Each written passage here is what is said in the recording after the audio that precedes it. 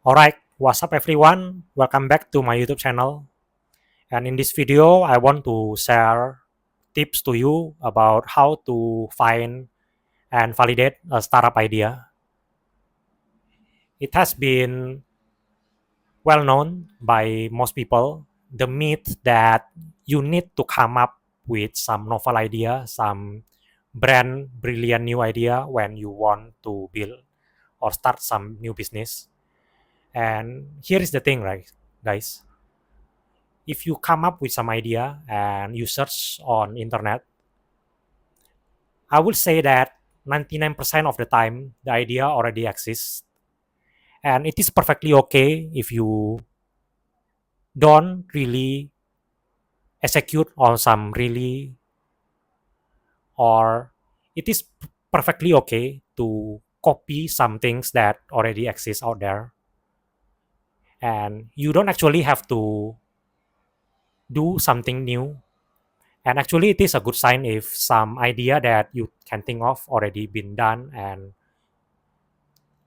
you know that the idea that you come up also have been a successful business.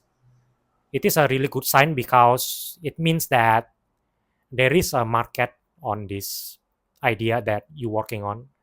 So you eliminate the risk of no customer will buy on the niche that you are interested in. And here is my framework of how I can come up with a startup idea. I will find a niche, a small niche that I already know some people paying on that, and there is some famous app, famous business that already exists and make some money.